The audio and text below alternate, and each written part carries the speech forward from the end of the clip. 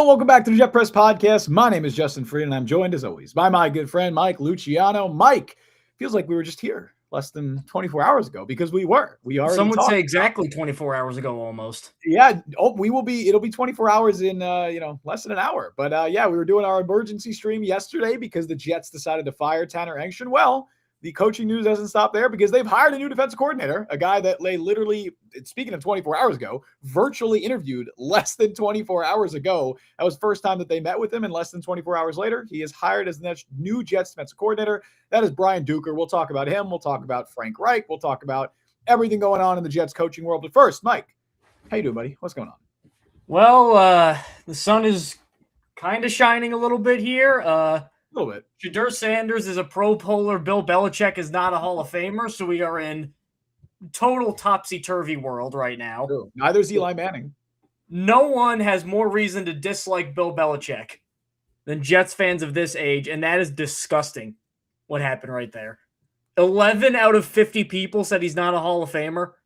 Yeah. And those 11 all happen to be on the Hall of Fame committee. What a disgrace.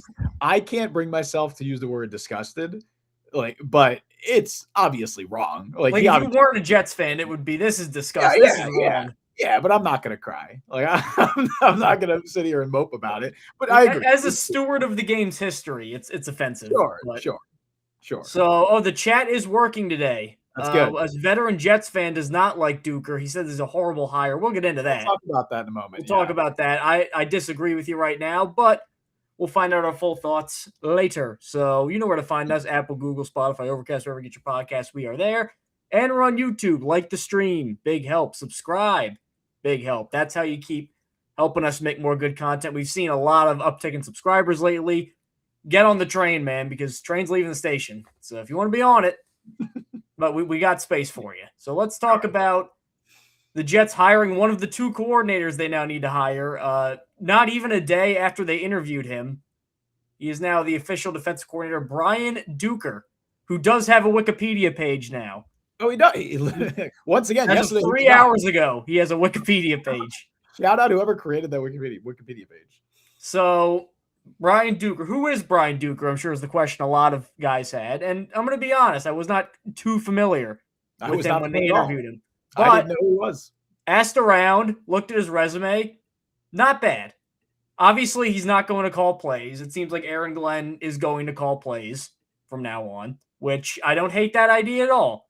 I'd rather Aaron Glenn call plays than trust a defensive coordinator like Steve Wilkes, who I think almost sabotaged him his first year with how bad he was. And he says, you know what? If I'm going down my way with a guy that I know. So Duker, actually, do you know who he got his start in the NFL under? It was with Aaron Glenn in Cleveland, Jim O'Neill in San Francisco, and Wink Martindale in Baltimore. Yep. Then he gets kind of his first bigger role, 2021 Lions. So when Aaron Glenn came over, he came too. And then promotions pretty much every year. Then he goes to safeties coach. Then he goes to defensive backs coach. Then he goes to secondary coach and passing game coordinator, which a lot of people thought that was an offensive role because it says passing game coordinator. Dude, the collective intelligence of people online. Yeah, this stuff is so. If you're unaware, we got to explain. That means basically he's in charge of figuring out ways to slow down the opposing offense for Miami. And then now he's the defensive coordinator of the Jets. We did a tier list of the 8 guys that they had interviewed as Chew donates 5 memberships. Oh, shout out MF Chew, man. Shout out Chew. So we love you, Chew. You're the man. So of the guys that we did on the tier, there were 8 guys. And I remember in the B tier, we had guys like DeMarcus Covington or Ephraim Banda. That's probably where I would have put Brian Duker with his resume. Because it's impossible to gauge which assistants are going to be good his first time. Tanner Engstrand had a ton of things going right, and then a year later he's gone.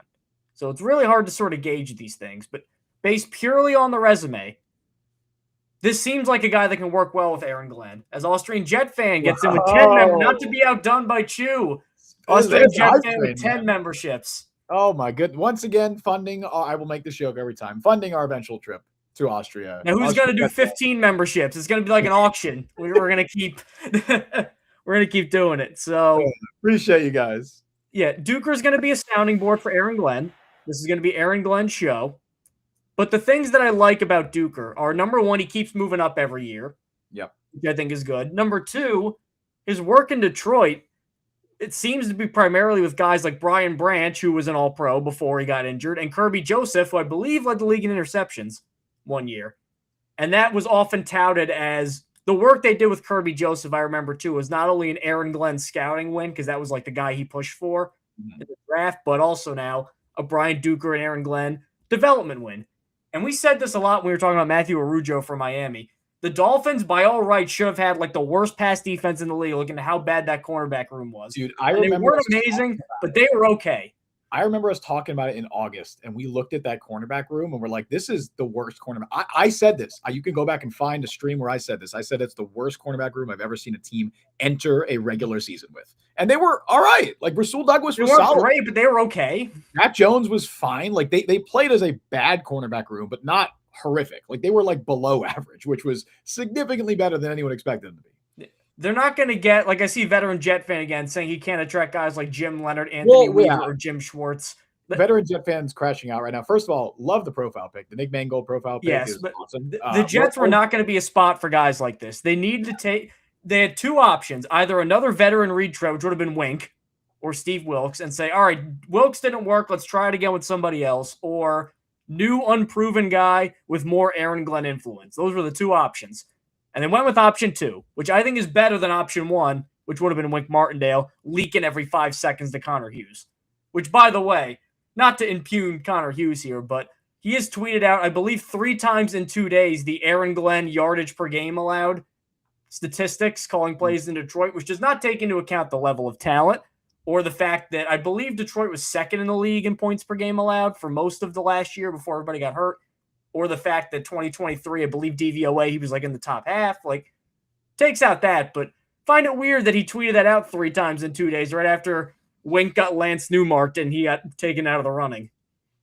Yeah, I said on Twitter that I'm perfectly fine with Duker. And, of course, that was met with the normal Jets fans being like, oh, you idiot. Why are you trying to sugarcoat this and spin this positively? And I'm like, man, I've spent the last 3-4 days saying I hate everything about this coaching search. I'm not trying to spin anything positive. I'm just giving my honest freaking opinion, man. Like, I think Duker is a perfectly fine candidate, just given that we're grading on a curve here. As veteran Jet fan had said in chat, the Jets weren't getting Jim Leonard, right? I know Jim Leonard interviewed for the DC job. That was never a serious consideration. He never seriously considered taking a job. He's likely going to Buffalo or maybe to LA. He's going to get a much better offer than anything that the Jets could offer him. I prefer Brian Duker to the other quote-unquote realistic alternatives that the Jets could have had, and that includes Wink Martindale. I don't know exactly what went down with the Martindale thing. We speculated yesterday some things. It seems – I want to go back a little bit on some stuff that I said yesterday.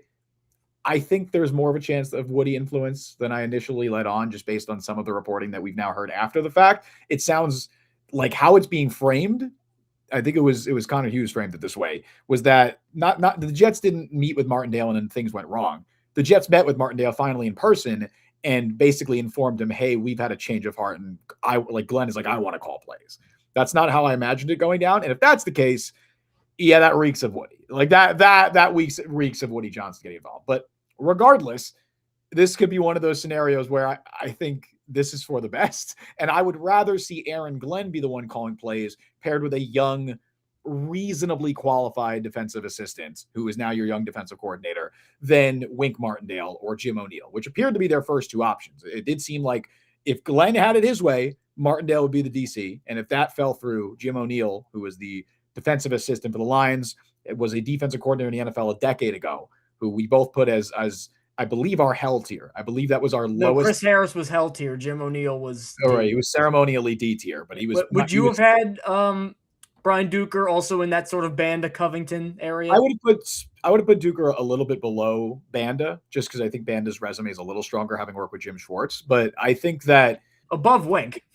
Yes, above Wink for sure. I would have put him upper C tier probably. Like I think he's a qualified candidate on paper. Again, this is not somebody that we are incredibly familiar with, but just looking at his resume, right? 10 years as a defensive assistant at the NFL level, he's progressively gotten more and more responsibility as his career has gone on. The last 2 years, he's been a high-level defensive assistant. Like, defensive pass game coordinator and a position coach is about as high level of a defensive assistant as you're going to get that's not a defensive coordinator. So he was one of the highest, if not the highest ranking defensive assistant in Miami, working under good defensive coordinators.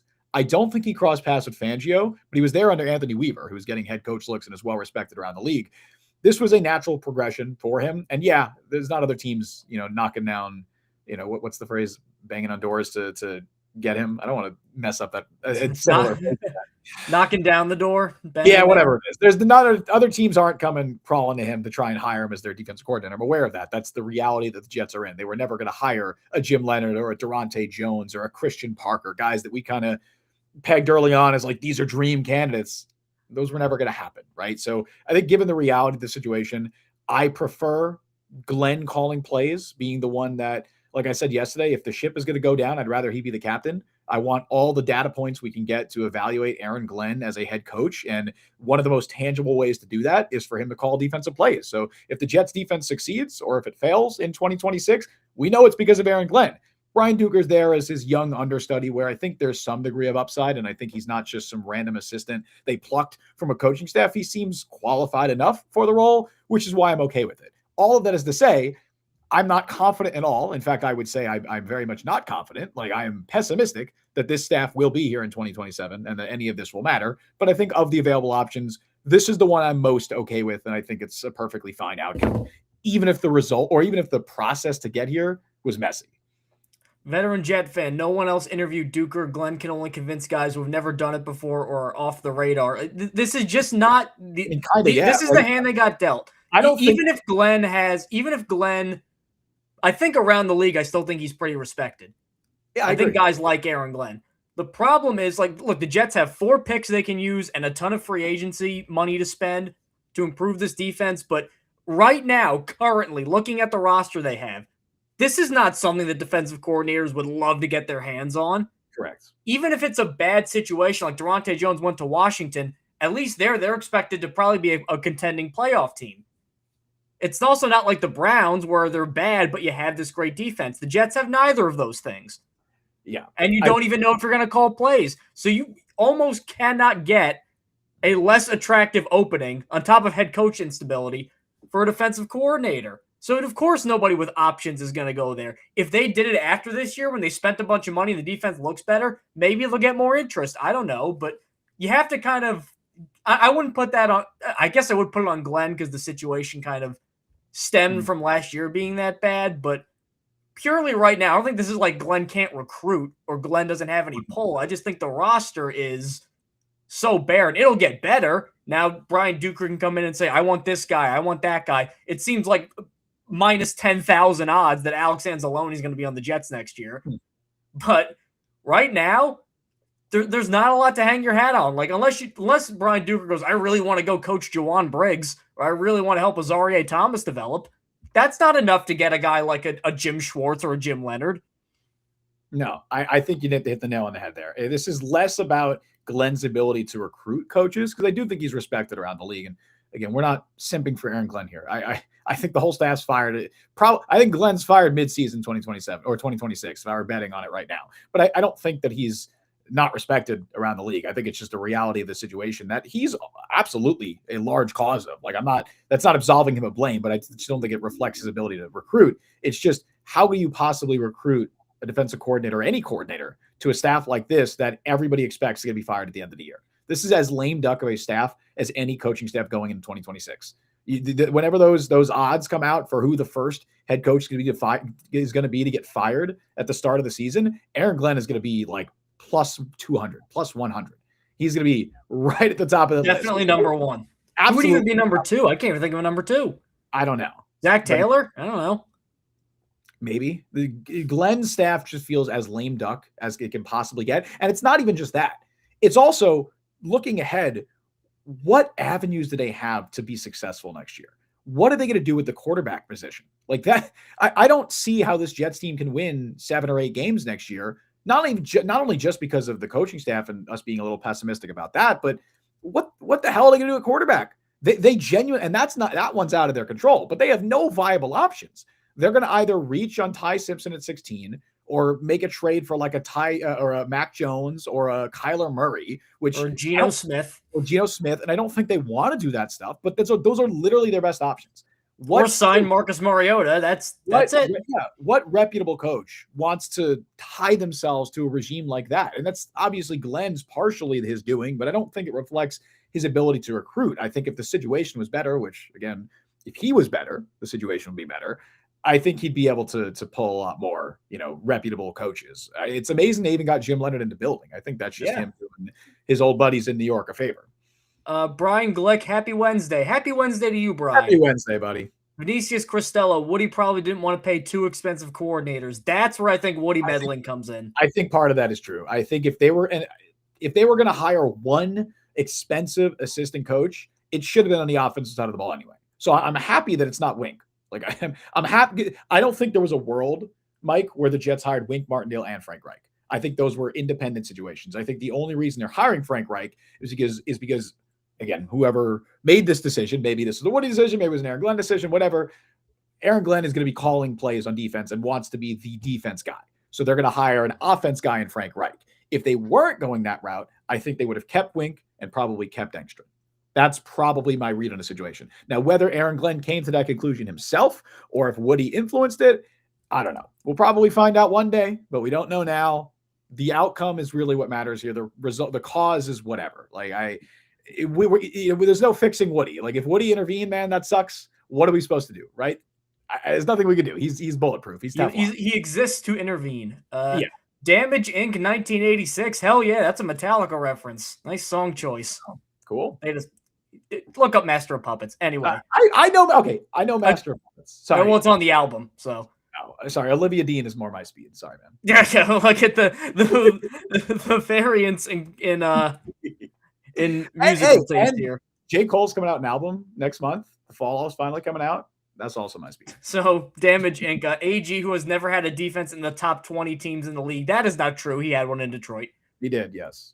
I think two, actually. We'll be calling the defense for a guy who has never been a DC. Send in the clowns. Would you prefer that what would be better now that Brian Duker's hired? He call the plays or Aaron Glenn call the plays? I prefer Aaron Glenn calling the plays. I don't think Glenn wasn't some like mastermind defensive guy in Detroit, but he absolutely played a huge role in a lot of those guys. He was good in Detroit. He was a good defensive coordinator. Let's not retroactively just say Aaron Glenn was not a good candidate or defensive coordinator. His biggest selling point as a defensive guy was the development and the overachieving based on all of the injuries that they had. Like the Lions defense was able to overachieve later in his tenure. I believe his last 2 years they were super injured, and he was able. Stanley Thomas Oliver started a playoff game at cornerback. I don't look at it. Did he go to Nebraska or something? I think he went to FIU. I remember him at the Shrine Bowl in 2020.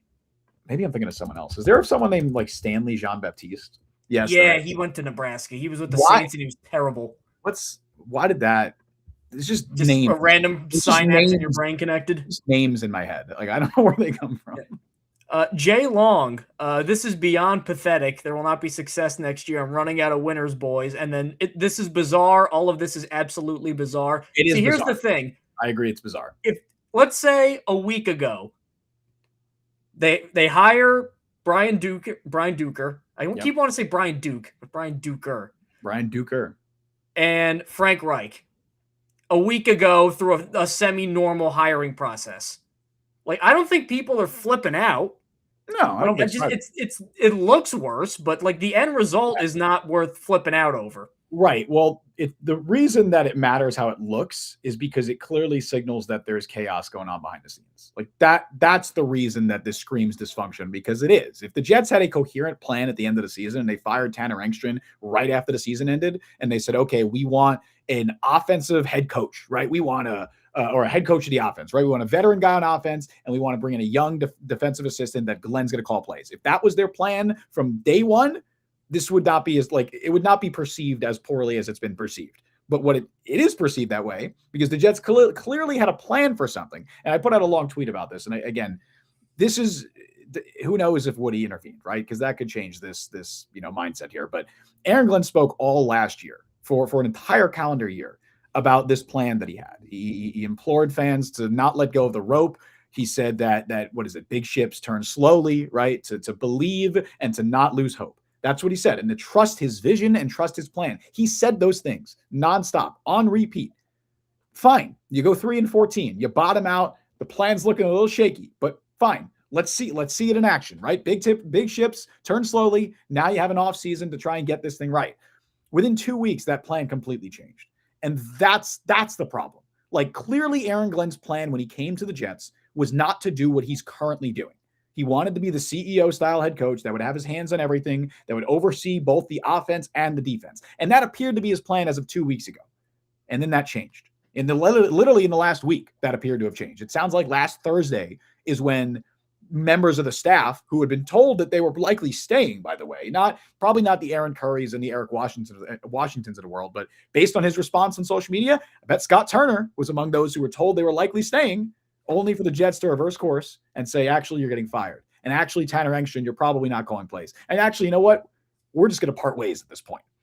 That is the problem, where all of this plan that Aaron Glenn has said that he has asked and begged fans to hold on to the rope. Well, the rope's not there anymore. The rope chain is over there now. The rope isn't in the same place because it's a different rope. That's a problem. And I think that's why Jets fans are so negative about this, because clearly the plan changed and clearly there's chaos and dysfunction going on behind the scenes that, I don't know what the cause of it is. Maybe it's Woody. Maybe it's Aaron Glenn changing his mind and panicking. I don't know. But either way, it's not a good thing. Jay Long, Woody, you're worth $8 billion. Stop being a cheap asshole. We can dream. Listen, he's still paying Robert Saleh. Veteran Jet fan again. Glenn was decent his final season. First few years were bad. The first 2 years were bad, but also talent. Like with the Jets, talent-wise, they had nothing. Yeah, and then 2022 they were okay. 2023 they were okay, and then 2024 they were good. But it coincided with getting Jack Campbell and Hutchinson breaking out and Branch and Kirby Joseph. Like, it all coincided with all these guys sort of crescendoing. And Aaron Glenn had a hand in that. So developing those talent. Like that was one of the biggest selling points of him was his ability to identify defensive talent and develop that defensive talent, specifically in the secondary with guys like Kirby Joseph, Brian Branch, etc. That was a big selling. Even Amik Robertson, dude, like that's a really good Aaron Glenn success story where he came over from Vegas. He was unplayable in Vegas. I covered the Raiders when he was drafted. He was terrible, right? Comes over to the Lions, resurrects his career. That was an Aaron Glenn success story. We haven't seen that as much here. We've seen it to some degree with Brandon Stevens and Jarvis Brownlee. There's just, a lot of work with Briggs as well. Yeah, I was talking more DBs, but yeah. Briggs as well, for sure. Like we just, obviously we haven't seen enough of it to this point, and I don't think he's going to have as long of a leash as he had in Detroit.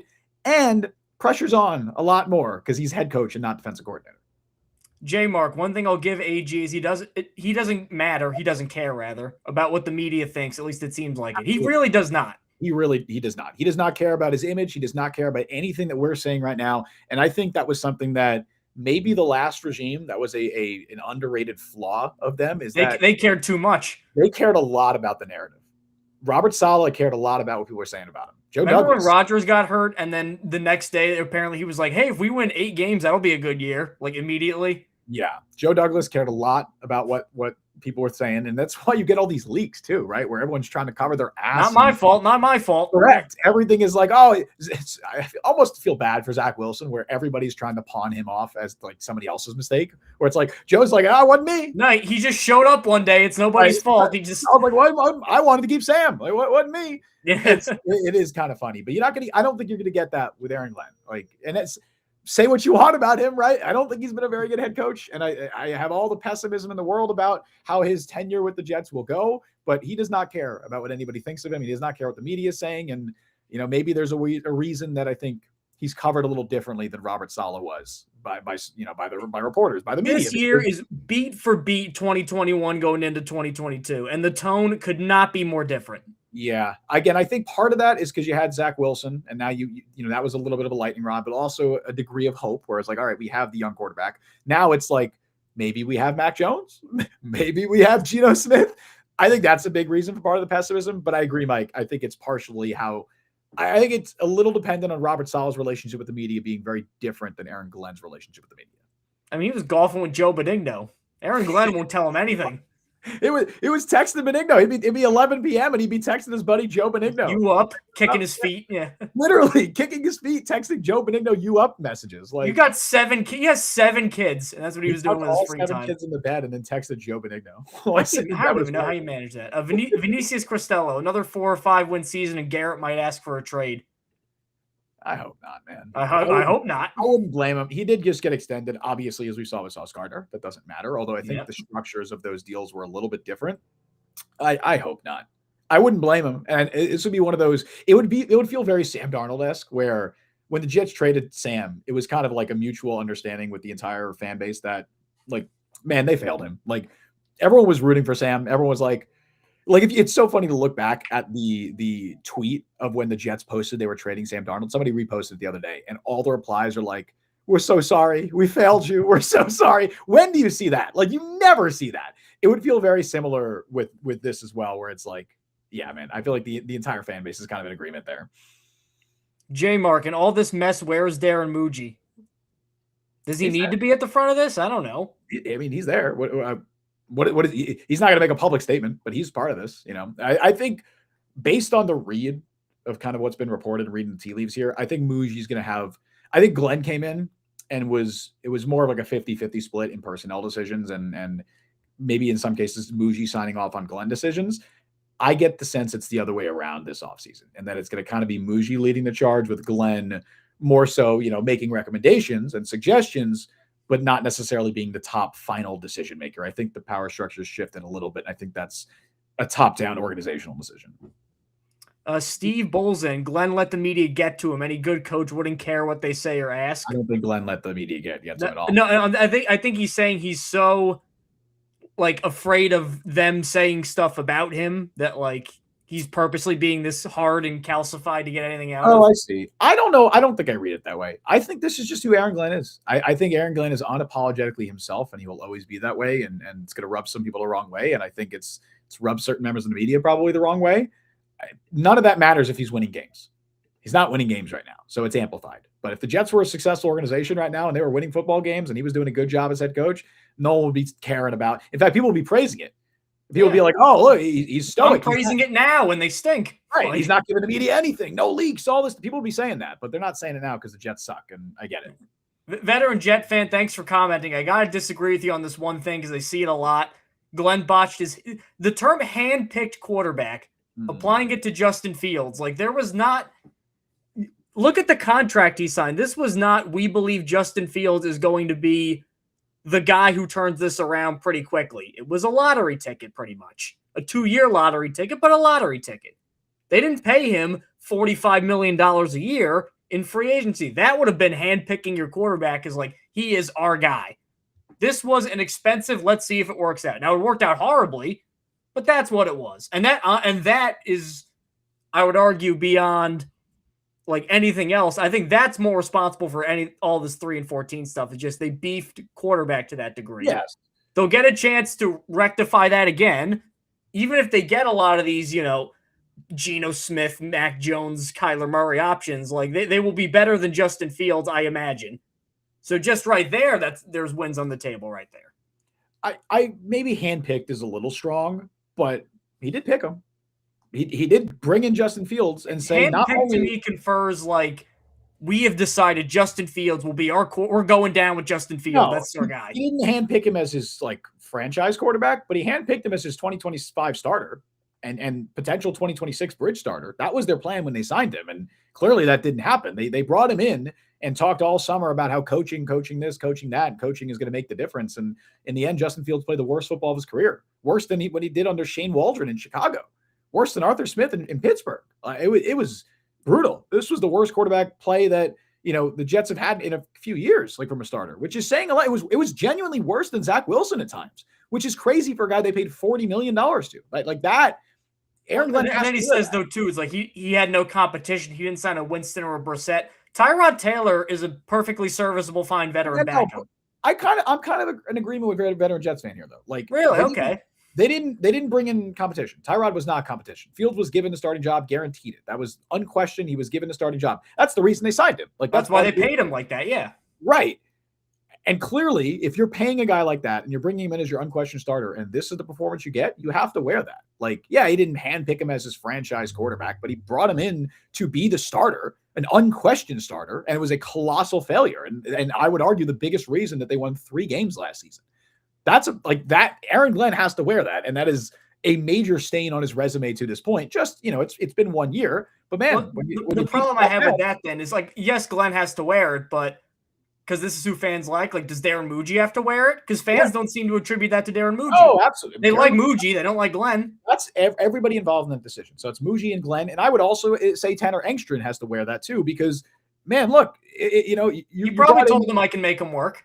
Yeah, you brought in Justin Fields, and he played the worst football of his career under your guidance. Like, everybody involved in that decision making has to wear that decision. So I don't want to just give him a pass because clearly he wasn't supposed to be a franchise guy, and it was the best of a bad situation. And you know what? It's going to be the same thing this year, Mike. If they bring in Kyler Murray and he stinks, we can't just throw our hands up and be like, oh well, they had Kyler Murray, right? That would be more concerning because Kyler Murray or whoever. Yeah. If they bring in Jacoby Brissett and he stinks, whatever choice they make, whatever quarterback they bring in has to work. I'm aware the options are bleak. I'm aware their options are very limited. But if their job is to maximize the talent on the roster, they have to do that at some point.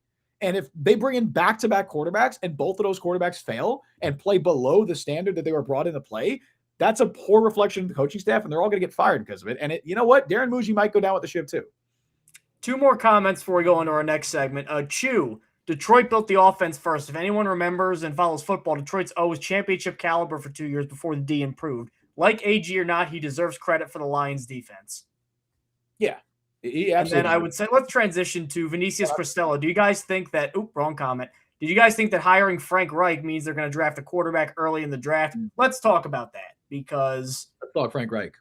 It seems like, again, this could be a Wink Martindale situation because the beat is pushing Frank Reich like they pushed Wink Martindale, and then he got Lance Newmark, and that would complete Justin's almost Jets regime if they don't hire him, because then we could have Lance Newmark GM, Doug Marrone head coach, or Todd Monken head coach, because could say Monken. I feel he was going to get the job, and then the Adam Gase thing happened. I feel like Marrone was even more of like a this is definitely going to happen, and then they hired Bowles.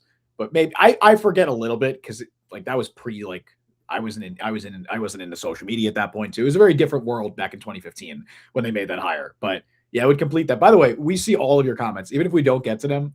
Very much appreciate everybody who's leaving a comment. This goes for every stream too, but I feel the need to mention that sometimes. It is great to just be able to riff with you guys and talk shop and talk Jets. But yeah, so Reich would be, again, this OC job is head coach of the offense, so it's a senior guy. It's going to be something like that.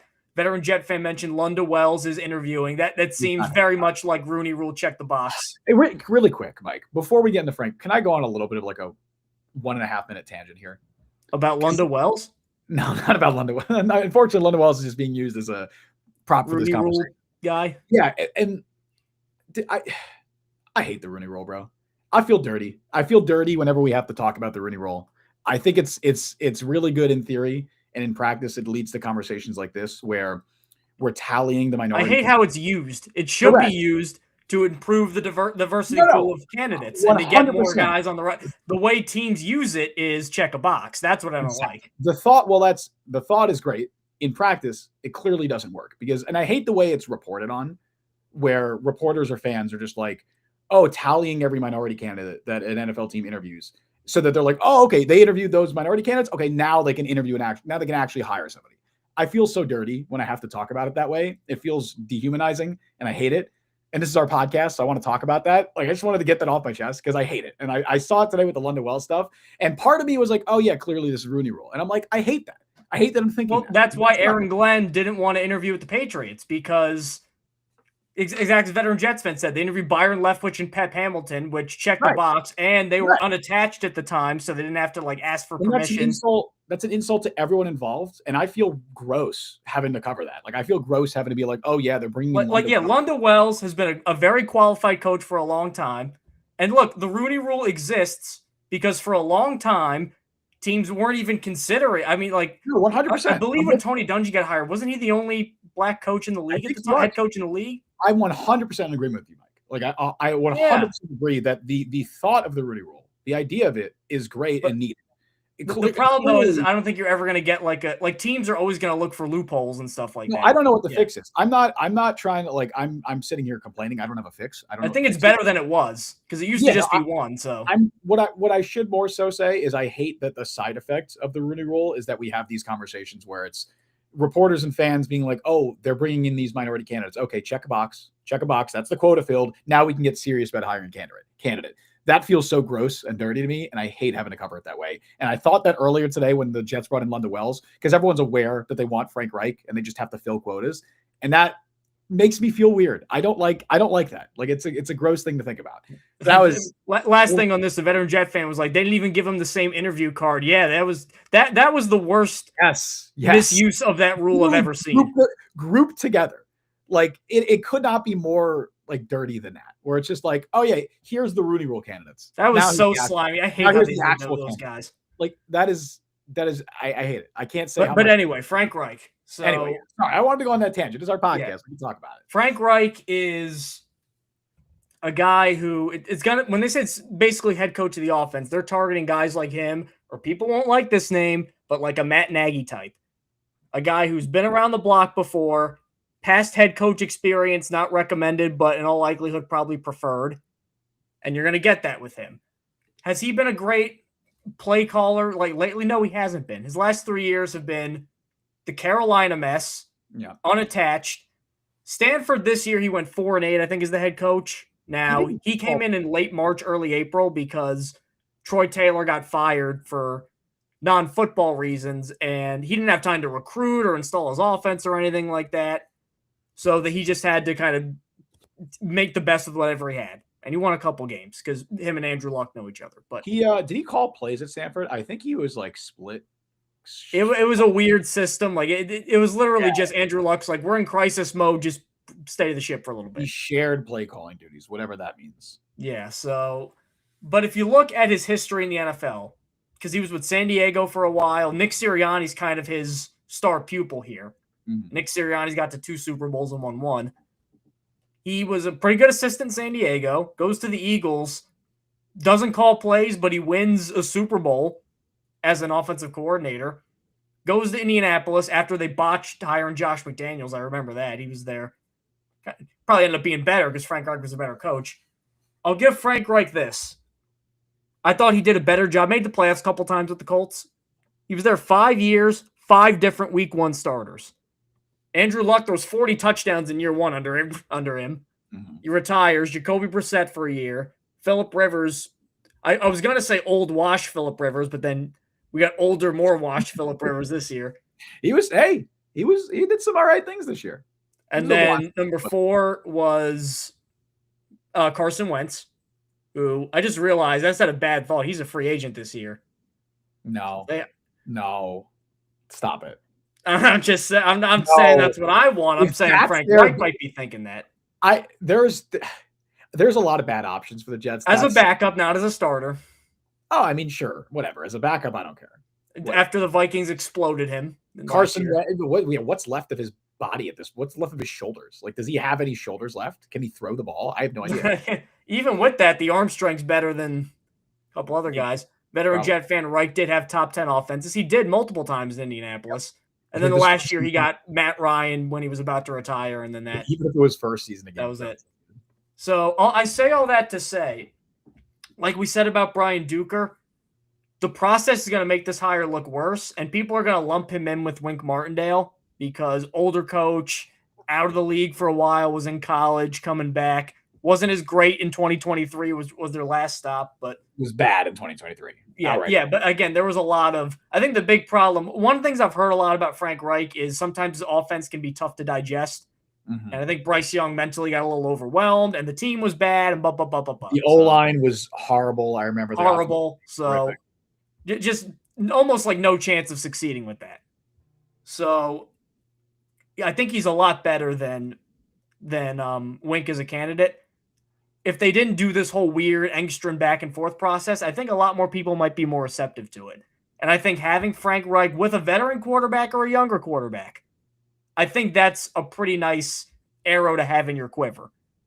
because I think that is something where I know Engstrom was unproven, but I think if you want a proven offensive mind and a quarterback guy specifically, because I know Charles London apparently was just banging his head into a wall for 4 months. Apparently, that's what Jets fans think he was doing and not coaching quarterbacks. But this is an upgrade over that. This is an upgrade over Scott Turner.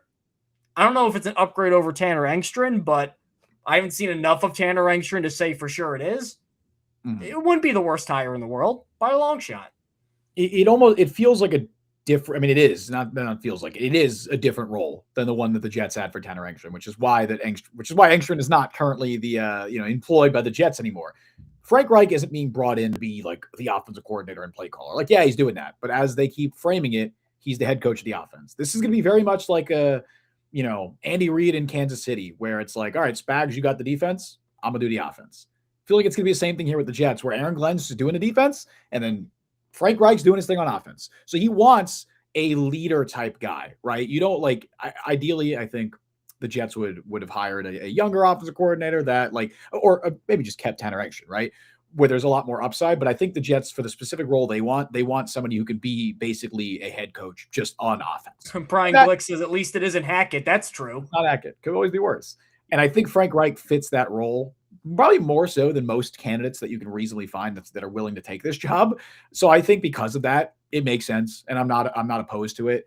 I don't love the whole head coach of the offense, head coach of the defense stuff. I don't think that's an ideal way to go about it, but it has worked in the NFL. Again, I just mentioned Kansas City Chiefs. They are probably the best example of that, where it's for a while there, it's been Spags as the head coach of the defense, Andy Reid does the offense, and that's worked pretty well for them. I will say there's one factor in there that makes it work really well. Obviously, Patrick Mahomes exists. I'm aware of that. Well, you're going to say Andy Reid's success is directly he's a Mahomes merchant. I'm saying Frank Reich may need a Mahomes adjacent guy to replicate that formula. Sure. What are some other teams? I mean, Seattle kind of did that this year with Mike Macdonald and Clint Kubiak is basically head coach of the offense. Yeah, Macdonald took over the defensive play calling, was like, this is my thing, right? And Kubiak was going to do the offense. Sean Payton basically in Denver.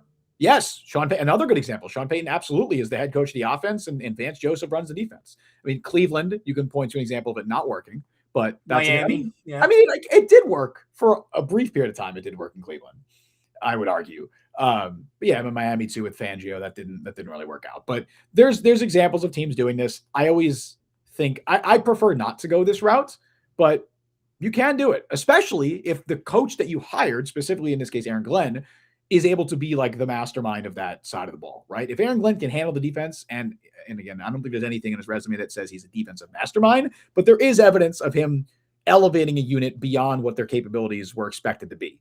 And I think if he can do that with the Jets in 2026, and if Frank Reich is brought in and he can kind of dial back the clock a little bit and be the guy that they hope he can be, yeah, maybe it does work, right? Obviously need a quarterback. Obviously they need a lot more talent on this roster, but there's a scenario where it works, and I don't think it's the worst option that they could have gone. Like you said, they could have brought back Nathaniel Hackett. There's a lot worse routes for them, and we're saying this as if it's a done deal. It's not, but I expect it to get done. I'm okay with this. I don't have an issue with Frank Reich. J Mark, who's a realistic alternative to Reich? Well, I'm going to do this two ways. I'm going to go with your options first in the chat, and then I'll throw out a name I think could be a backup plan. Okay. Let's start with veteran Jet fan who said Reich and Carolina turn things over to Thomas Brown. Brown would be a decent interview. What's Thomas Brown doing now? I don't even know. He's the pass game coordinator for the Patriots. Okay. And I believe he was also the OC and interim head coach with the Bears. Yeah. Last year. Nick Caley. I think Nick Caley is staying in Houston, so I wouldn't go that route. Chu says, I don't like Matt Nagy, but he'd be an improvement for the Jets. He would be. I don't think they can get Nagy. I think he'd probably get better offers elsewhere. I do think it's funny that they basically fired him, and Reid's like, he should be a head coach again. It's like, not only are we firing him, but now he should actually get promoted. Yes. I thought that was weird. I agree. And then that seems to be kind of the other top names out there. I got one to throw out at you. The Jets interviewed Brown for their OC job last year? I think they did. Forgot about that. I don't think it was. In terms of a backup plan for Reich, because I would like Reich better than this guy, but I think you got to consider him. Joe Lombardi. Yeah. Who, former OC with the Chargers, did not get the most out of Justin Herbert, but had him looking okay. And then was the OC for Denver last year. I don't know why Davis Webb's getting head coach offers if he was third on the depth chart and doesn't call plays, but he is apparently. He's going to be OC in Denver. Apparently, he's this genius. Yeah, so they fire the non-play calling OC in Lombardi, and probably going to promote Davis Webb.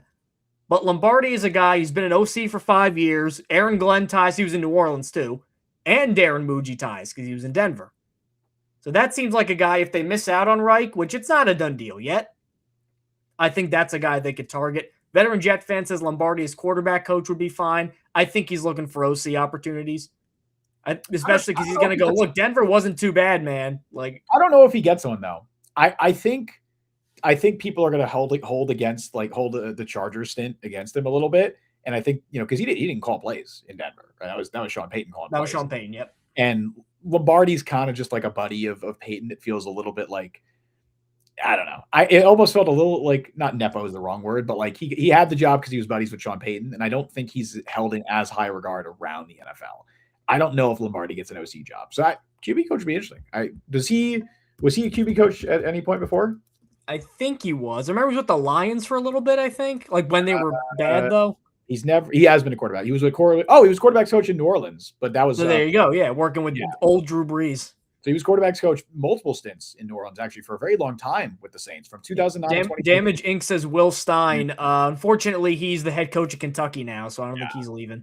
Yeah. Veteran Jet fan now says Pete Carmichael, another senior offensive assistant guy in Denver. That makes sense.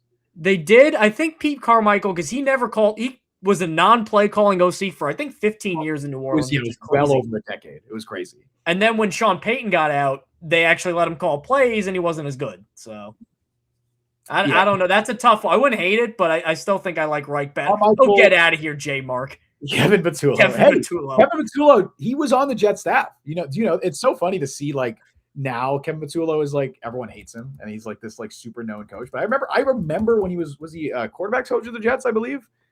Back in 2015, 2016, he was Fitz's quarterbacks coach in the famous 2015 season. So Kevin Patullo, he was one of the finalists before they hired. It was Nick Caley, Nathaniel Hackett, and Kevin Patullo. Those were the final three. Yeah. Another guy coached Garrett Wilson in high school. That's true. He did. I didn't know that. That's crazy. Yeah, he went from there to I think UTSA and then Oregon and then Kentucky. What if there's a world where Will Stein didn't take the Kentucky head coach job and decided? Then he goes to the Jets and they get Dante Moore. And then Dante Moore declares and they get Dante Moore and you run it back. You got Dante Moore there. You get Garrett Wilson. Oh man, that'd be great. They would have had to fire Engstrand anyway, but still. They did that. That's okay. They did that. So who cares? That'd have been fun. That'd have been fun. What about John Morton's another name that's been thrown out there? You think he makes sense for like the current role that they're looking for? John Morton, I don't think did as bad of a job in Detroit as I agree. I think two things about that. Number one, Detroit's kind of like the Eagles now, where I think the Jets may have an easier time filling their OC job than the Eagles, because the Eagles, you have to like go to the Super Bowl or you're going to get fired. Yeah. So that's tough. As Chew donates $2, they're just saying that Hackett chose to stay. Yeah. Yeah. But so appreciate that, Chew, by the way. Appreciate that, man. Appreciate that. I'm just trying to think what we're talking about. I got my train of thought. John Morton. So I think Dan Campbell has kind of a very short, I don't want to say short fuse, but like he didn't give you a lot of time as an OC. Anthony Lynn, I don't think made it 10 games.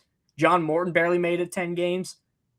Like he's quickly like get out of here. I'm doing it now as an OC. So I think he got fired prematurely. I think the offense was okay to above average with him. He's been okay with the Jets in the past, oddly enough. Yeah, he was one of their better. All right, so let's take these four names. Okay. And I want you to rank them. Okay. Frank Reich, Matt Nagy, Joe Lombardi, John Morton. Lombardi's 4 for me out of those. He's 4? Okay. He's 4. I think for what the Jets specifically want, it's Nagy and Reich are first and second. Like, I think for what they want, both of those guys have head coach experience, and they kind of want somebody to be more of that leader type. I think Nagy would be 1 for me. Reich would be 2. I wouldn't like be jumping for, doing jumping jacks and doing cartwheels if they hired Matt Nagy, but I think it makes sense for what they want.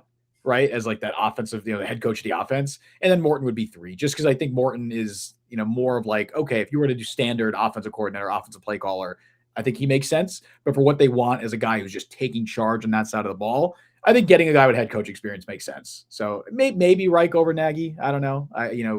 Reich feels like, maybe this is more like vibes based, but Reich feels more like that, leadership commander room type than Nagy does. Everybody who's ever been around Frank Reich's like, this guy's a great guy, great coach. Like people that can be a little prickly. People gravitate towards him. So maybe Reich I'd lean for personality reasons. I don't know. I think at least obviously Nagy's been in the NFL last few years, whereas Reich is not. Veteran Jets fan says Greg Roman. Oh, get out of here. No, somebody else said, who said Chip? Somebody said Chip Kelly. Is Jeremy Bates still on his mountain bike somewhere? Jeremy Bates. What a call. See, the thing, like, imagine if they kept Engstrand and they did this, like, what if they did something like, all right, Greg Roman does all the running stuff and Tanner Engstrand does all the passing stuff? That might actually be halfway decent. You just Voltron them together, yeah. They alternate play calling depending on if it's a passing play or running play. Yeah, like one designs. You're peeping the sideline saying, all right, who's talking? Defense is over. You see who's talking. You're like, oh shit, it's a run. Yeah, you're like, oh shit, it's all right. It's gonna be a halfback dive up the middle. We know it's Roman. It's like in college when they look over at the at the big sign. There's like the number 3 and a banana and a guy from Star Wars, and you're like, oh, that's what this play is. Yeah, exactly. Now the question I want, let's say it's Reich, because it seems like it's Reich is the favorite. He could get Newmarked or he could get winked. Whatever the verb is. Yeah. As really quick, expanding on what he said before, Hackett's chose to stay. Engstrand told him to shove it. Right because Engstrand probably is going to have options somewhere else. Correct. Nobody's ever going to hire Nathaniel Hackett ever again. I think Nate Hackett was perfectly fine being, as we said, I believe it was yesterday, the younger brother that is holding the controller that's not plugged in. He was perfectly fine. I think this is a little mean, but I think I said this to you in Slack. I called him a jester. That feels a little bit mean, and I don't want to be disrespectful, but clearly he was kept around as a vibes guy. All right. Like, I don't think he was kept around. And the vibes were terrible, so it didn't even work. Yeah. I don't think he was kept around because they thought he was bringing a lot to the table as an assistant coach. I think he was just well liked. But with Engstrand, he's going to have better opportunities. I think Tanner Engstrand probably regrets leaving Detroit. I feel pretty confident saying that right now. Taking that gamble on Aaron Glenn and not staying in Detroit, because if he stayed with them, man, there's a chance he's offensive coordinator. Right? I mean, they fired their other guy now. I mean, how do we know he wouldn't have fired him either? He could have. I'm saying he might be offensive coordinator now. Like, they might have fired John Morton and ended up promoting Engstrand this year. Like, that's something that they could have done. So I think he probably regrets leaving Detroit for the Jets, but he's going to land on his feet. I said this on Twitter. I think Engstrand lands another offensive coordinator job within the next 3 years. I think he'll go somewhere, be a high level assistant, and probably get another OC job. Apparently, now Art Stapleton, Giants guy, yep, of various levels of getting things right, but reliable guy. Is he dealing? He mentioned some names because Todd Monken seemed like he was going to be the guy, and then he ends up taking the Cleveland Browns job, which people are really negative on. I don't know why. I kind of don't mind that hire. I like Todd Monken. I agree. I said this yesterday. I think I said they shouldn't hire Jim Schwartz. But he lists 4 guys who could be Giants OC options. Listen to the variance in quality between these names. Okay. Davis Webb, Charlie Weiss Jr., who was the OC at Ole Miss when they had Dart, but runs that extremely fake offense. That would be wild to see in the NFL. He looks like Mark Wahlberg to a frightening degree. Does he really? Go and look him up on. Yeah, it's scary. Oh yeah, isn't it? Like it's not the younger ones. There's pictures of him with the beard when he's older now. Interesting. The Mark Wahlberg, Davis Webb, Greg Roman, and Tanner Engstrand. It'd be crazy if Engstrand immediately got another OC job. How crazy? Especially with the Giants. Which we did just talk about this yesterday as well, that it feels like failing with the Jets is like a boost on your resume. Like, or at least like not a negative. Like, it's certainly not a negative. It almost feels like you failed with the Jets. That's fine. That's fine. We're not gonna there's nothing that can detract. So like everything you do, it just brings you up. Like if Aaron Glenn gets fired, they're gonna go, well, he won 6 games with the Jets, so that's like a check in the positive. That's what I'm saying. It's if you do anything positive with the Jets, it's seen as a huge boost on your resume because you did it with the Jets. Like the Jets exist as this entity that is an albatross on any coach's resume or a front office member's resume, and it helps them get future jobs. It's Kind of wild. So Chew, all right, Chew, you're the man. Jets should have went with McCown as a head coach. We got to stop the Josh McCown psyop going on. He had one pretty good year with the Jets. He is the quarterback coach behind an offensive coordinator that does not call plays and an offensive staff that oversaw 9. You know how that's the meme for everybody being bad now? Yeah. He's done 9, and he's done Bryce Young's worst year ever. Well, he also did Darnold. He did Darnold, I think, has since proven. Yeah, well, but that was his breakout year, was with McCown. So I think that McCown was a very hot candidate this time last year because of Darnold. Like that was a big reason for it. I think Leany in North Carolina with 5 memberships. We're setting a record for memberships. It's amazing. What is that? It's 20 this stream. You guys 20 this stream. You guys are awesome. Thank you so much, everybody. McCown was a hotter candidate this time last year because it was fresh off the Darnold breakout. I think it's cooled down a little bit, but I mean, look, if you're getting the Texans interviewed for the head coach job a couple of years ago, like he had barely any experience, and they were heavily criticized for it, so they didn't hire him. People love McCown around the NFL. It seems like he is seen as this very, very smart guy who is going to be I think he'll be an OC at some point eventually. Tell 9 to not throw the ball in the dirt then. Just so since you got your degree. But I think it's certainly too early for him to be, a head coach. Like I don't think he would have been. That would have been. Thank you to whoever gifted me a membership. Great show, Mike and Justin. Oh, thank you so much. Thank you, Leany. I want to get to a question before we wrap up here. Do you think the Jets hiring Frank Reich would make them more likely or less likely to go for like a very young quarterback, like a Ty Simpson, or even like a Nussmeier on day 2? It almost feels a little less likely to me. And I know people have said the opposite, but it feels a little less likely because Frank Reich's not going to be around for 3 years to develop a young quarterback. So I think they're bringing in Frank Reich and they're like, we got to get the best production we can right now. I'm very curious about what this regime is going to do, though, because I think if they can get a Kyler Murray, they won't feel as pressured to take a quarterback. But if they miss out on a couple of their top options and they end up with whoever, right, Jimmy Garoppolo or Marcus Mariota, they might just take Simpson at 16. And I'm very worried that they're going to do that. And I say worry because I'm not in favor of that. And we'll probably have that conversation more in depth maybe next week when we're talking more about. I wouldn't prefer it, but I also am not in a position to have a team look like this and go, they don't need to take a quarterback. I just don't want them to take a quarterback now, to reach on a quarterback now and have that influence their decision about what they should do at the position in 2027. Like, I think there's a world where they take Simpson at 16 and maybe he's bad and they still go into 2027, they draft the quarterback. That's not a good world, but I think that is a realistic possibility. But I'm worried of the possibility that Simpson's okay and they're like, the next regime comes in and they're like, you know what, we have enough here. We want to build the roster around him. And they use those picks. And maybe that's not the worst thing, to use those picks to build up your roster, but then you're stuck with Simpson and maybe he doesn't develop. Like I see that happening in my head, and maybe that's just Jets hysteria that I'm kind of expecting worst case scenarios here. Which how could you not? I don't love Simpson at 16. In the second round, you could sell me on it. I just don't think he's going to be there at the 33. One thing I worry about, because Frank Reich, and again, I've often said before, it's every time a coach gets fired, they have a plan. I actually wanted to draft this guy. We saw it with Saleh and Darnold this year. Frank Reich apparently was adamant, and McCown too, that they needed to take C.J. Stroud. And I know C.J. Stroud's the new, he sucks quarterback, which is unfair to him because he's won a playoff game in 3 straight years, and he's generally pretty good. It's recent. He was awful. It's recent. He was awful in the play, yes, but like he's not the bad quarterback. No, he just melted down in a bad Yes. spot. But now because one of the big concerns was the size. Mm-hmm. And a lot of the quarterbacks that they could bring in, Kyler, Nussmeier, Simpson, a lot of them have size concerns. Even Chambliss. And Chambliss. And if you look at the guys that Frank Reich is typically like to work with, Andrew Luck's big, Carson Wentz is big, Jacoby Brissett's big.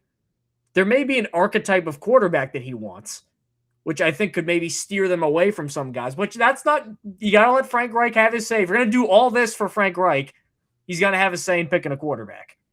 Maybe even more so than Aaron Glenn, I think, this year. I think Frank Reich will pick the quarterback. So if they do that, like that's a fair point. I didn't think of that. What quarterbacks in this class would be Frank? Mendoza would be. Mendoza. Yeah, that's Mendoza it. He'd be a great Frank Reich quarterback, actually. But who in this class are you looking at? Like, it wouldn't be somebody on day 2 at this point. It would probably be a day 3 guy. It would probably be Drew Aller. Drew Aller, yeah. And you're probably taking Aller. Maybe you trade up into the 3rd round to get him, or you take him in the 4th round. I've seen Wentz comps for Aller, who obviously Frank Reich coached. I think that's not I think Aller's not as mobile as Wentz. No. Especially he reminds me of, oh God, I just actually did a scouting report for him for the Jet Press. Yeah, that's right. It hasn't come out yet, though. It's not okay, well, now I could just see who I said like player comparison for him was. Soon to come out. All right, who do you think it is? So yeah, a little sneak preview for the podcast, guys. I didn't even look at it. Well, you texted me Nick Foles. Is it Nick Foles? Yeah. Oh, yeah, it is. All right, so it was Nick Foles. You messaged me about that. You slacked me about that. Okay, yeah. So Nick Foles, who did Reich bring Foles in, or did Peterson?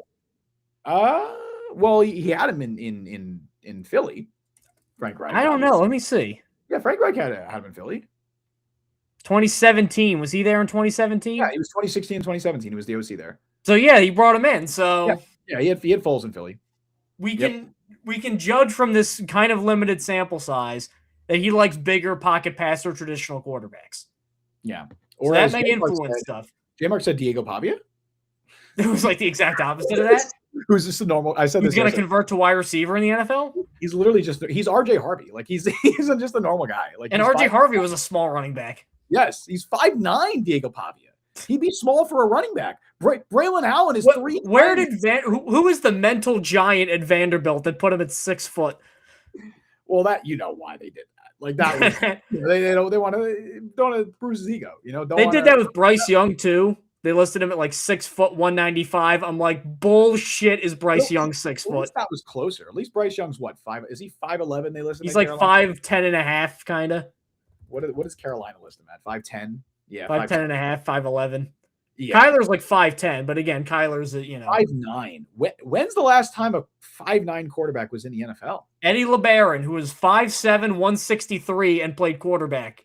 How do you know that off the top of your head? And he was really good, and he played. You know why? Because my grandfather would tell me about him. Oh wow! Because he was an Eagles fan for his whole life, watching every Eagles game forever. He's great. Google a guy, and all the photos are in black and white. And he used to play for Washington at the time. And oh my God, he played in the 50s, only in the 50s.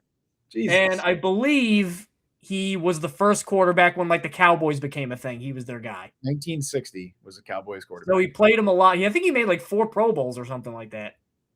And he's like, I always think he was this little tiny guy, so you just wanted to kill him because he's so small, and then he'd go dance around and make plays. He made exactly 4 Pro Bowls, by the way. How do you know that? There you go. Eddie LeBaron, that's a good. I believe he was listed at between 5'7" and 5'9", and was like a pretty decent quarterback for the time. Listed at 5'7", 168 pounds. And if you want to have a good laugh, go look at Eddie LeBaron's Wikipedia page, and you can see his photo, and the football is like. Oh yeah, I'm at there right now. The ball is like twice the size of his head. It looks like Muggsy Bogues holding a basketball. Like that's what this, I guess that's the comparison. He wow, and he served as GM of the Falcons for a couple of years. Eddie LeBaron looks like a child. Like he looks like if you gave like a 7th grader a football and asked him. Hey, he's got the Bronze Star from Korea, man. I wouldn't be throwing that out there. Like this dude. Well, he's dead now. So what's he gonna do? Nussmeier in the 2nd round we can grab, but again, Nussmeier is I'm not saying the Jets are not going to take any small quarterbacks, but I think if Frank Reich, going off what he kind of likes, it seems like he would like a guy like Drew Aller more than a guy like Garrett Nussmeier. Yeah, or like the Talon Green types, right? Where it's just big dude projects, I remember hearing something about Talon Green because it was also about Dan McGuire, who was Mark McGuire's brother. He was a 6'8" quarterback and he stunk. I believe Herm Edwards said this once. He said, NFL scouts, if you're over 6'6", they don't look at you as a quarterback because your mechanic time and the way your arm whips around, it's so much longer when you're that tall. So Talon Green that's like being 6 foot basically as a quarterback when you're that tall. You have the Brock Osweilers of the world where you're like, I think he was 6'7" or 6'8" or something like that. Osweiler, he was huge, big dude.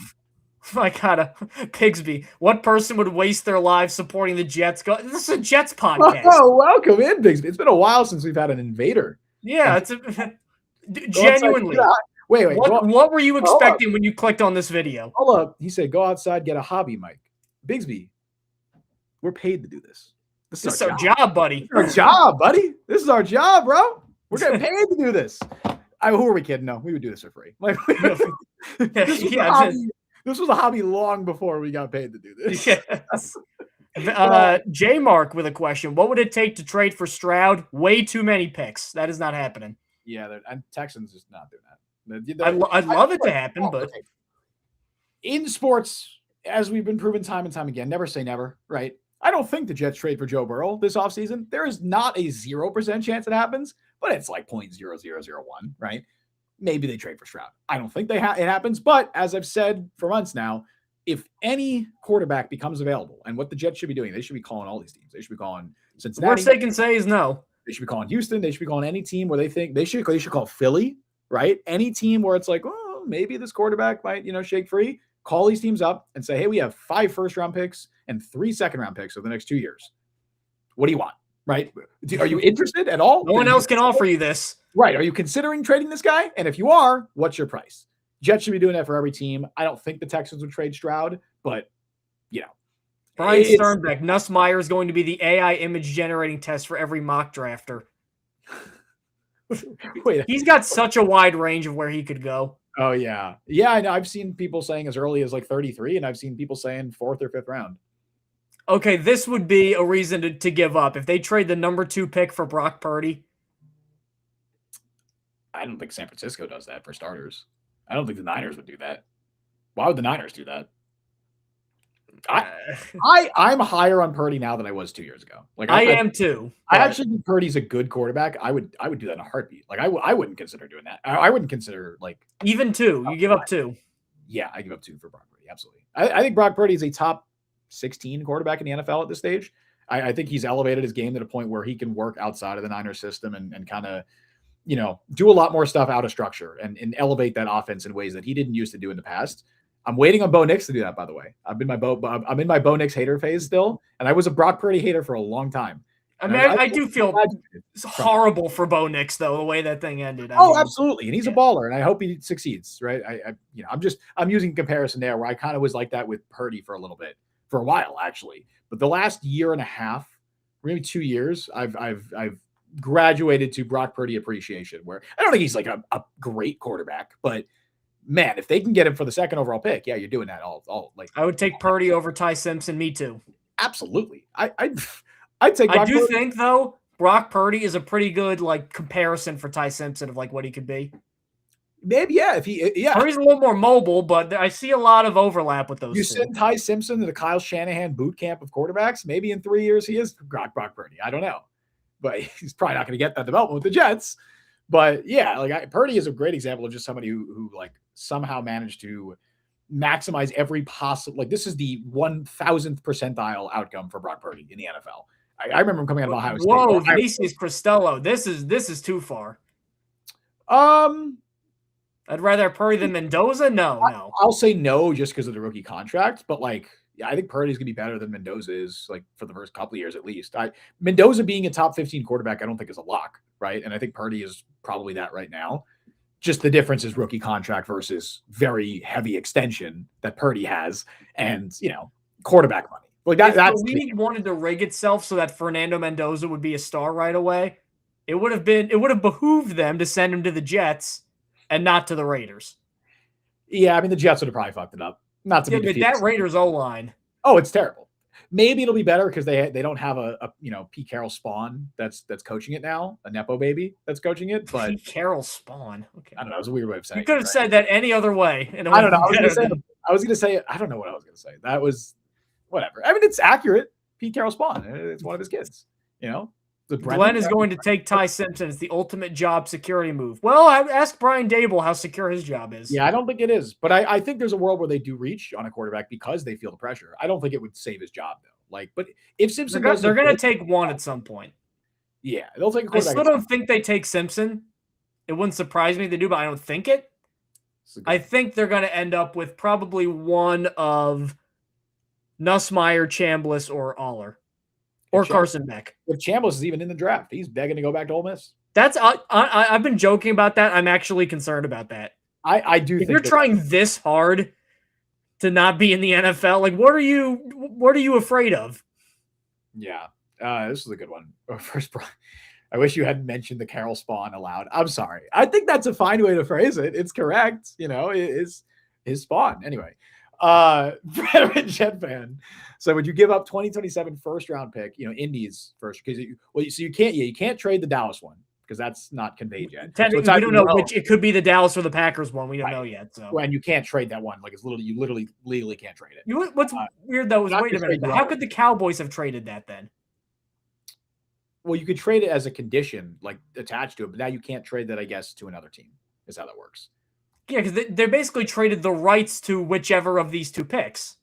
Yes, but you can't now then retrade that because you don't know what pick it's going to be. I don't know. The Cowboys didn't know where that pick's going to be. I agree. I don't know. That's the NFL rulebook, bro. Take it up with Roger Goodell. But so you would have to trade Indies because you're not going to trade your own. The Jets are not trading their first round pick. I'd do that trade in a heartbeat, by the way. 2027. So Indies first, and yes, you do that absolutely. I would do it in a heartbeat for Stroud. Yeah, people nowadays, obviously, take the Jets out of it because they never have good quarterbacks. People nowadays are so much more critical of quarterback play. The CJ Stroud, people would say, "Oh, back in the day it was better." In 2004 or 5 would have been a top 6 quarterback or top 7 quarterback.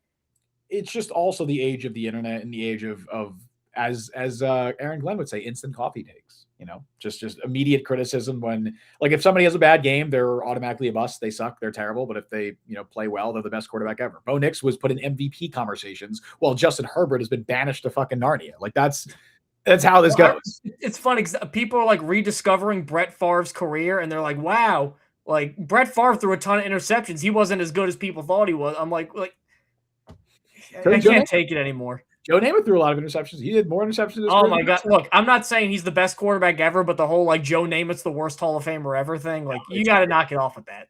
It's relative to era. It's always silly to have those conversations. Quarterback play is just Brian Glick says pull Byron Leftwich from Colorado if Reich doesn't take the job. I don't think they would do that as the head coach. As a regular OC, it wouldn't be. For head coach of the offense is different. Yeah.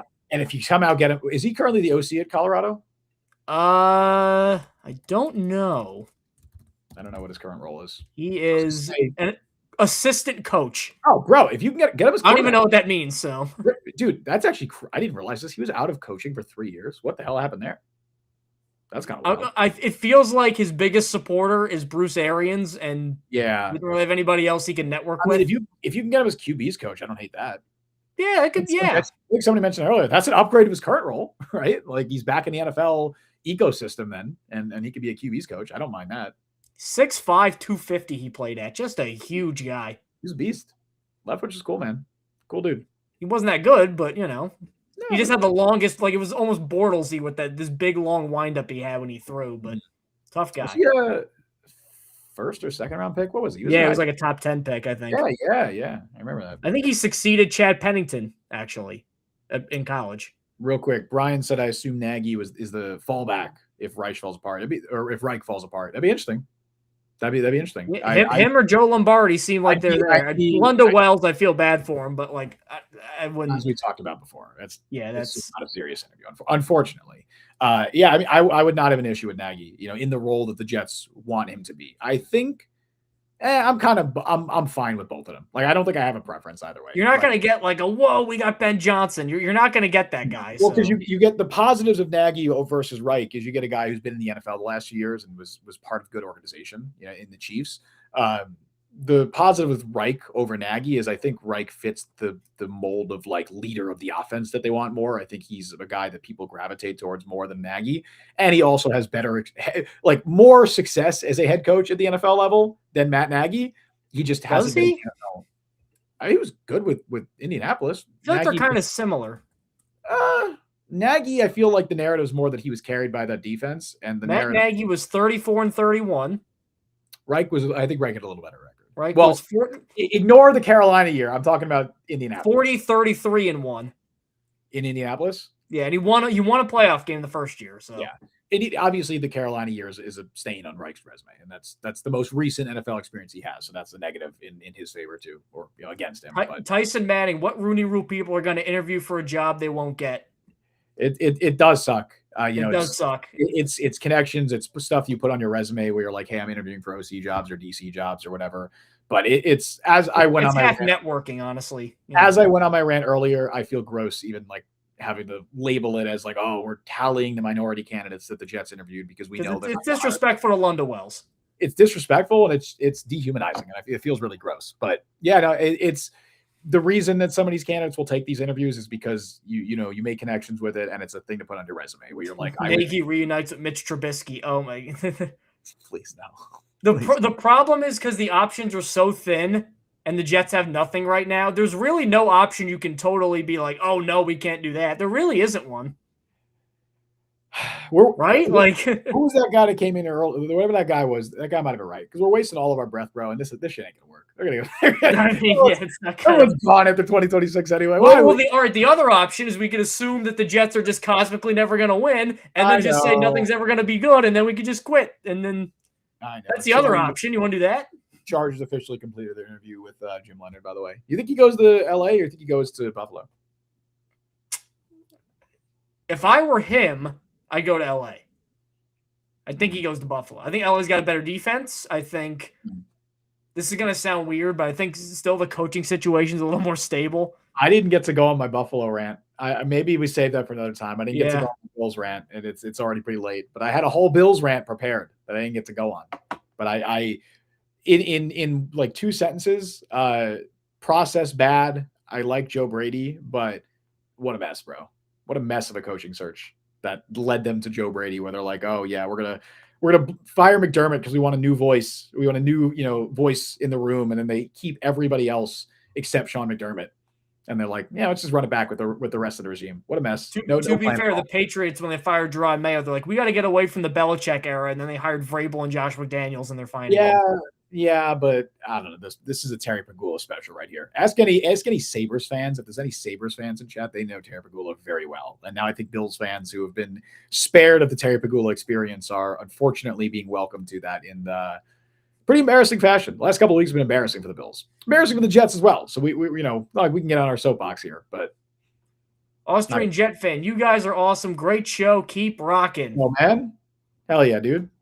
You're awesome. Maybe you can listen to Damage Inc. by Metallica. That could be our new outro thing. So I don't know about that. What about Man You Need?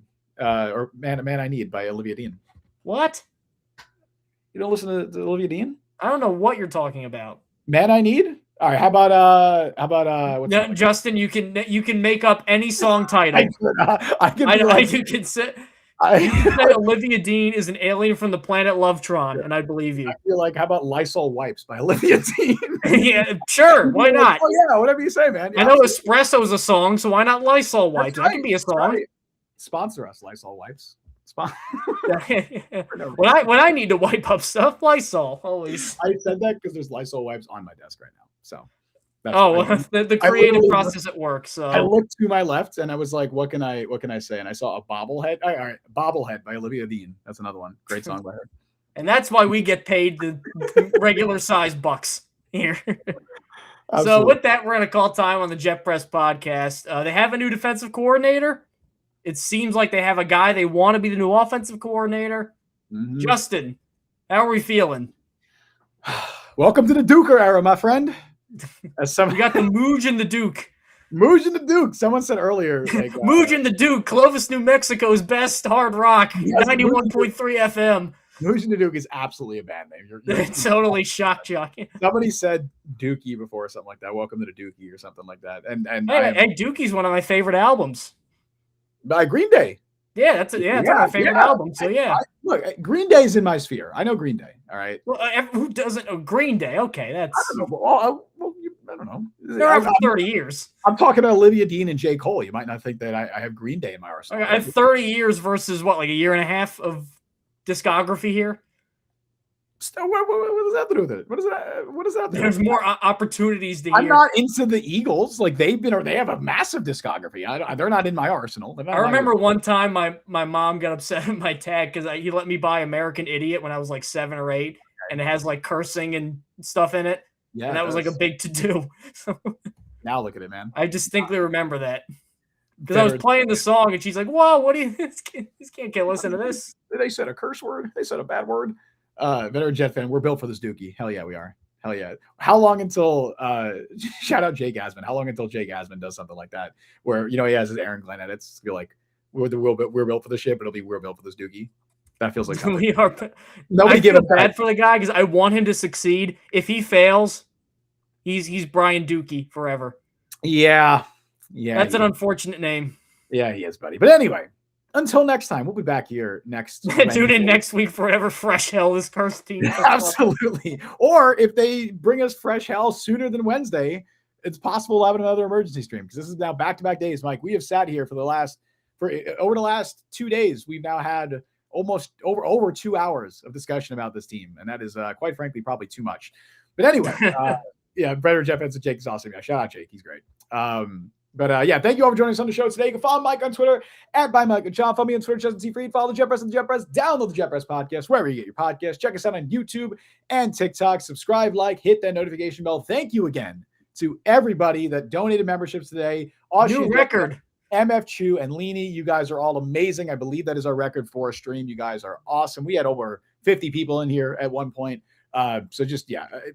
Appreciate the support so much. And we've seen an uptick with views and subscribers and everything. And we love just how active this chat is too. Like I love that we plan less and less stuff for the show every week, Mike, because it's just, we can riff with chat. And I love that so much. It's truly a pleasure. So thank you everybody who tunes in and comments. You guys are amazing. And you make this experience so much better for everyone. But anyway, we stream live every Wednesday at 3 p.m. Eastern time.